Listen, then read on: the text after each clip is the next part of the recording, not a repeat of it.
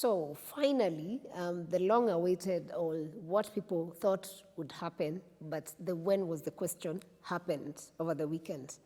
Iran finally launched an unprecedented drone and missile attack on Israel over the weekend. It's the first time Iran has attacked Israel directly following like years-long shadow war between the two nations. And of course, it was not a matter of if, but a question of when.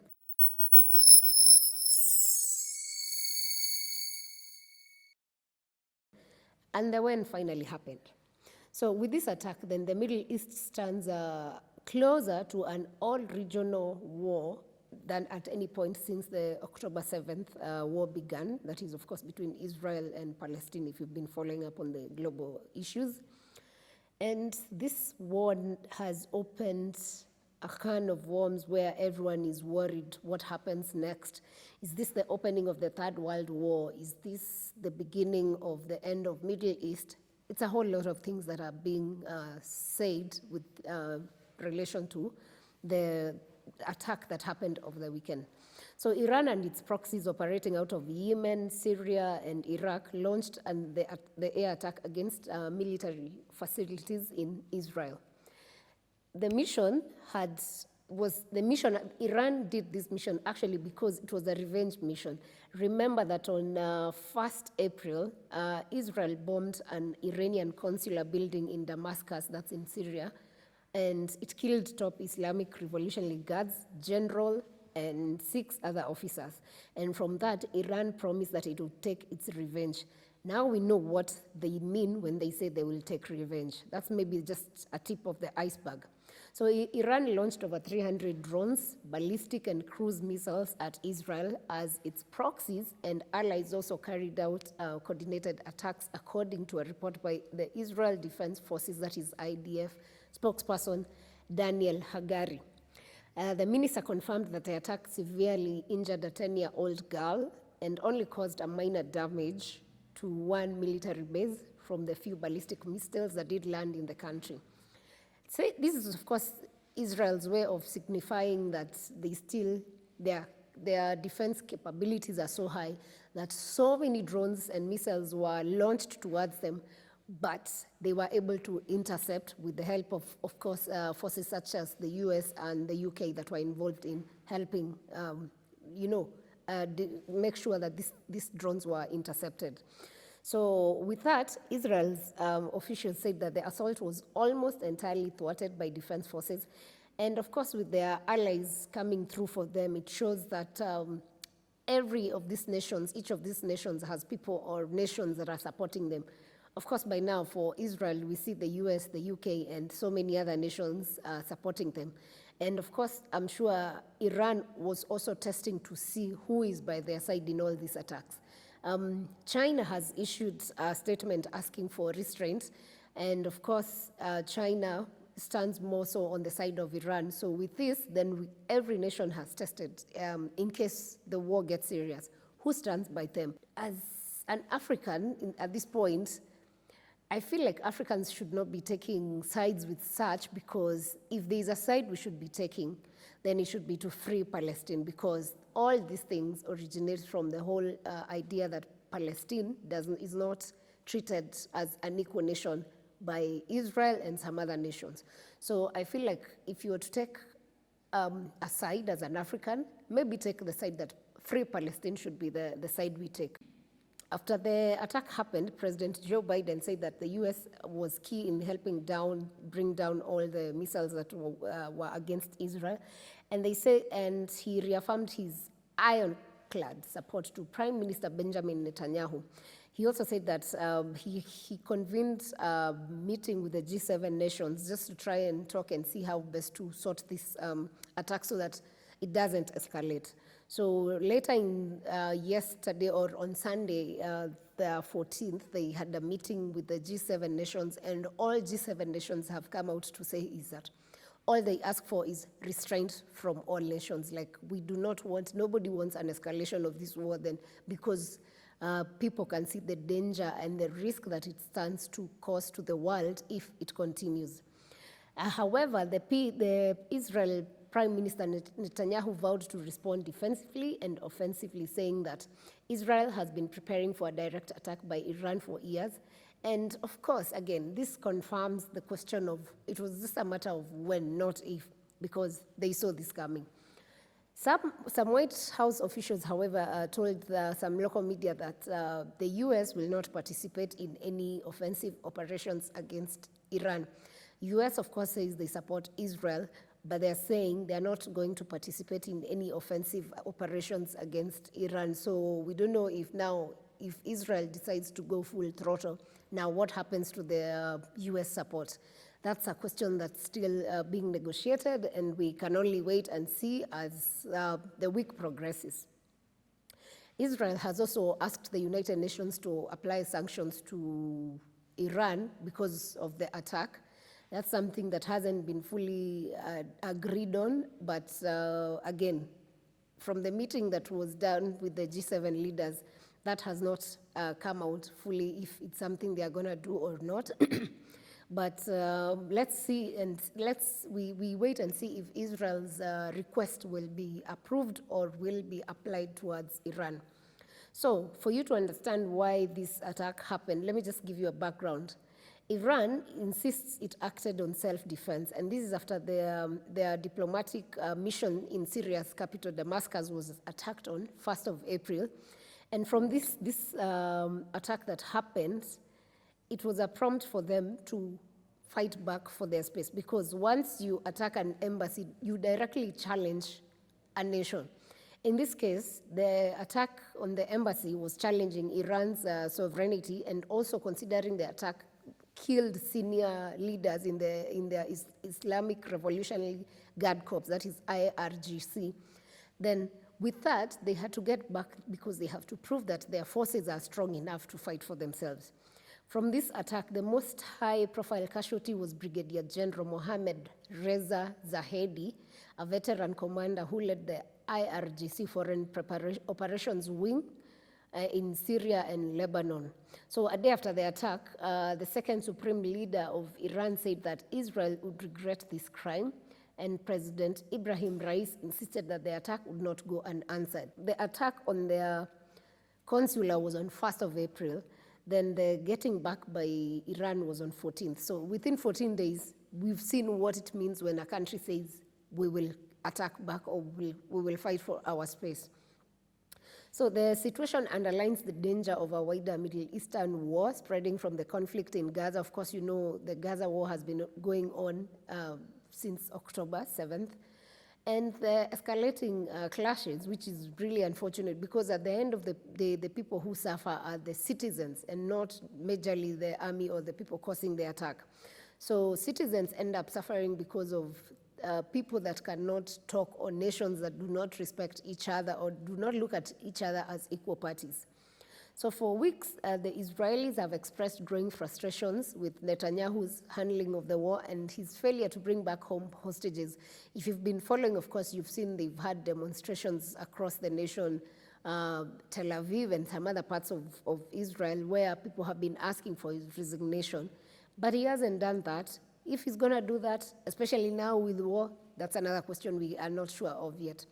So G7 nations, from the attack, the G7 nations and the UN Security Council held meetings, and both nations have called on restraint, especially after Israel said that they would get back to this attack.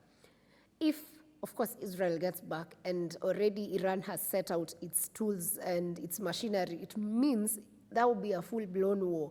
I don't think the world needs another war at this point. We've had enough. We've seen the war in Gaza, the war in Russia and Ukraine, and the effects that it's had on the world as a whole. However, Iran termed the operation as a success, although their missiles were intercepted.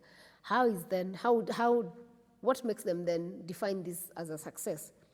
Maybe they were able to show off their might in terms of how they would attack.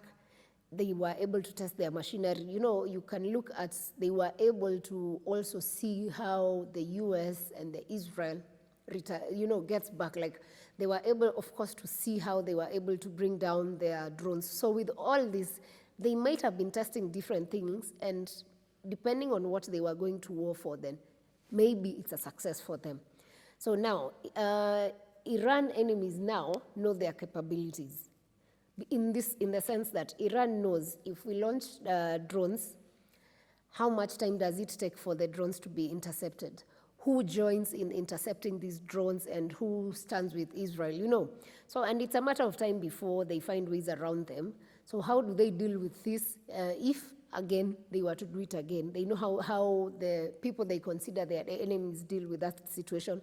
And also, they know in terms of the machinery, the people they consider their enemies, what they own, and they know what they as Iran own, because I'm sure they did not send everything that's possible in terms of a war. So Iran has also sent a strong message to the US to stay away from the war. And the Iran mission to the United States said on their social media that the attack was in response to strike in Syria, and added, the matter can be deemed concluded as of now. So they're not interested in moving forward with this war as it is. However, they also added that should Israel regime make another mistake, Iran's response will be considerably more severe than what they were trying out. The mission also added that it is key to note that the conflict is between Iran and the rogue Israeli regime from which the US must stay away. So this is a stern warning to the US. However, the US is is the nation that helped Israel bring down many of these drones. So we don't know what happens in that scenario. The Islamic Republic's Chief of Staff, Major General Mohammed Bagheri, also told Iranian state TV that their responsibility is much larger than the military action if Israel retaliates against Iran. He also warned that if the US were to back any Israeli retaliation for the overnight assault, it will lead to a targeting of US bases in the region. So of course, all this, US has several bases across the Middle East region, and this is what the minister was citing as places that would be attacked if US continues. So what analysts are looking at this whole attack as in terms of conclusion is that the scale of Iran's attack in terms of the diversity of the locations it targeted, the weapons it used, forced Israel to uncover, all these things that they used, they forced Israel to uncover the majority of their missile technologies, the US, and also to know how many of those technologies the US have across the region. So like the different drones that went out, they were intercepted from different regions. So that means that Iran is now able to tell from what points Israel was able to bring down their drones, from what points did the US technology help. So meaning they know all the spots that, for now, that the US holds in terms of intercepting different machineries of attack. So Iranians did not also use any weapons that were new to Israel. Israel knew all the weapons that, of course, Iran brought out. It was not news to them, and just used a lot of them in terms of numbers, not that they were new. Of course, this was expected. So if they were able to intercept, it means they knew these weapons exist. But the Iranians likely now have almost a full map of what Israel missile defense system looks like, because if you send out a missile, then it's attacked from across the region. You're able to collect this data. So from that, we can say maybe all the installations that all the defense installations that are in sight, maybe it was a test for Iran just to see if they went full throttle in terms of war. Where would be the counterattack coming from? Maybe these are the things they were testing, and that's why they refer to the war as a success, or the attack as a success, not the war, because it was not war. So from this whole idea then, I don't know, but I feel like maybe a lot of Israel and US technology was really put out because they had no idea of how extreme this would have been if it was indeed fully throttled from Iran. So also as an African, it's good to look at how such scenarios or such happenings affect us as a country, as a continent, number one, and of course as a country here in Kenya. Number one is that Kenya exports a lot of tea and coffee worth billions to Iran, that would be one of the worst if the war escalated, because then how would you export? Because airspaces don't operate when there's war. So much of that would be a problem to us. Now, for Israel, we export a lot of vegetables and wood products and fruits, cereals, a lot, again, worth billions. So if Israel and Iran go to war, that's just Kenya. Africa has 55 countries. Imagine if all the 55 nations have something they export to either of these nations or to other nations that you would need to pass by these airspaces then to export. So these wars, when they happen, we may be watching from far off, like many kilometers and miles away, but the truth is we end up suffering. Something else that would mean that our economy will have a dent, because all those billions will be minus. Then with the minus, it means there's a problem in the economy. And that, of course, gets down to the citizens, because if no money is coming in, then the government will pass it down to the citizens. If you remember when the Russia-Ukraine war started, Kenya suffered big on the imports. And actually, that was not just Kenya, it was many nations suffered because a lot of wheat was coming from the two nations. So if then wheat was a problem, now imagine if this war escalates, it means fuel will be a problem. With fuel comes an effect across all sectors, and of course, that will be big for Africa because, again, we end up suffering, and we may not have other routes that we can explore of getting these products, unlike other nations that have other, routes. So yeah, that's how the whole war thing would affect Africa as a continent. So the United Nations Chief Antonio Guterres has told an emergency meeting of the United Nations Security Council that Middle East was on the brink and could not afford more war. Again, as I was saying, we have already wars that are going on. I don't think anyone is ready for such a scenario again. A senior Biden administration official said that Washington is aimed at de-escalating regional tensions, and they do not want broader regional conflict. Again, nobody is ready to go for war at this point, or the two nations may be ready to go for war, but the other world, the rest of us and the rest of the nations are not ready for that scenario, because it gives us so many problems when it's just two nations fighting, but we all end up suffering. G7 leaders have unequivocally condemned Iran's strikes and have also called for restraint from the whole happening. So the question of whether the war should go on is not subject to any nation's support at this point, and no particular group like the G7 leaders is supporting it. Basically, everyone is just calling for a cease to it and de-escalate, and maybe the two nations will have a talk about it. So yeah, that's the story and the latest from the Iran attack on Israel. There will be developments, of course, within the course of the day or the coming days, so we will keep a look at that. And once something else comes up, of course, we will be here to let you know what's happening. But for now, the conclusion is nobody wants war in the world. There is enough. War benefits a few people, and that is not good for us as the world.